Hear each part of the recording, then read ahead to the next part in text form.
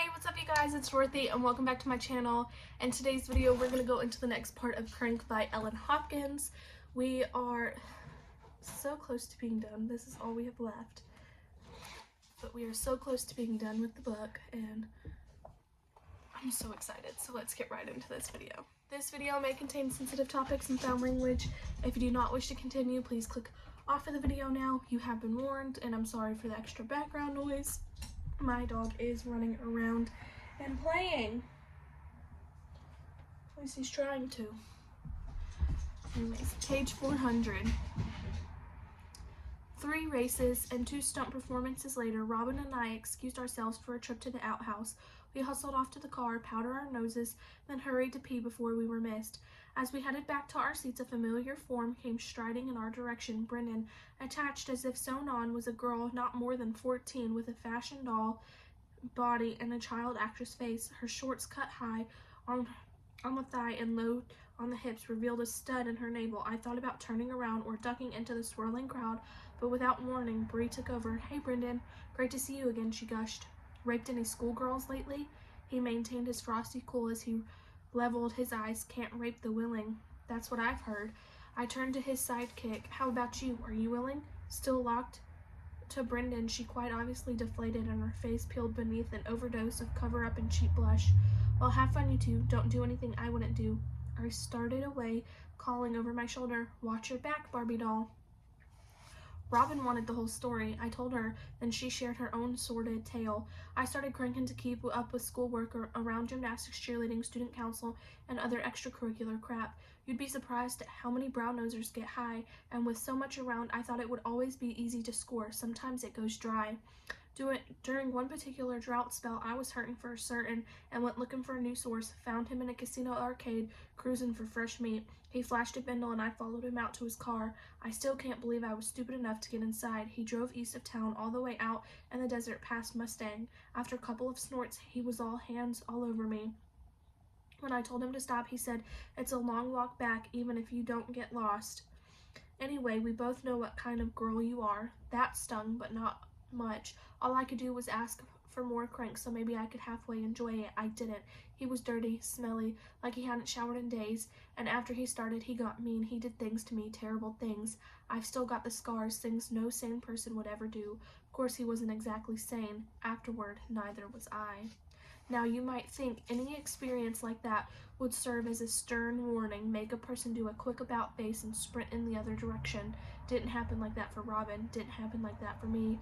Before I met the monster, life had a certain rhythm, an easy downhill flow, seconds, minutes, hours, days, a segue of perpetual motion, everything in its proper place at its proper time, morning alarms, kitchen clatter, bus gears, school bells, teacher talk.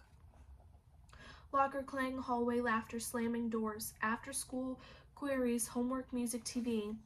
Contentment thrived in repetition, routine, familiarity, but now nothing felt right. Nothing seemed proper but getting out, getting away, getting crazy, getting high. Problem number 1, school. Getting up in the morning was and only moments after falling into a state of semi-sleep, finding clothes I was supposed to put my dirties in my laundry room, but who could remember? Sucking down coffee.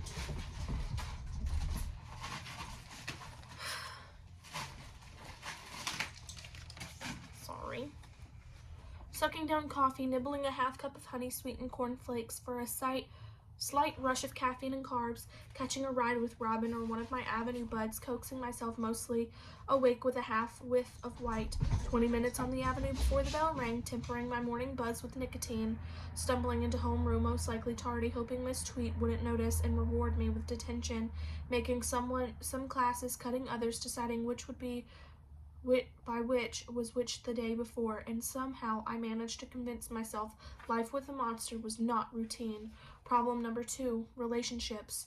Old friendships tucked away like treasures, relegated to tokens of yesterday, new friendships faulty ground to cultivate and build a fortune upon, old boyfriends a very short list, abbreviated further by definition and distance, new boyfriends, one definite but distracted, and no shortage of Avenue wannabes.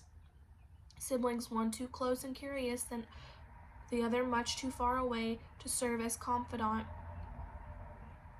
Parents ever-present shade dimming my sparkle, kryptonite to quell my bid of for superpower, teachers, counselors, preachers, scaffolding crumbled by the weight of the monster. Problem number 3, connections. How to get high and stay that way. Coming down was a bitch and a half. Finding crank wasn't really difficult. Most of my new crowd knew someone who dealt, or knew someone who knew someone who did. Getting what you paid for proved more problematic unless you went straight to the source. Even then, things were iffy. Stoners aren't the most reliable people, even they would have to agree. Fronting years of hoarded allowances and birthday gifts sometimes resulted in disappointing returns, and my bank account was dwindling fast.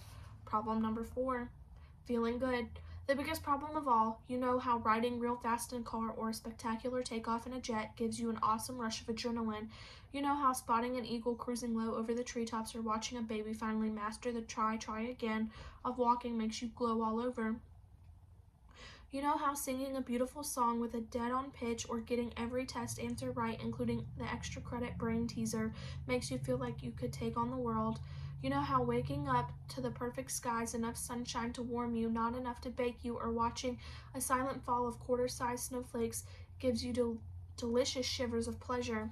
Somewhere on my stroll with the monster, I'd lost these things. I'm going to end it right there. I will see you guys in the next video. Bye.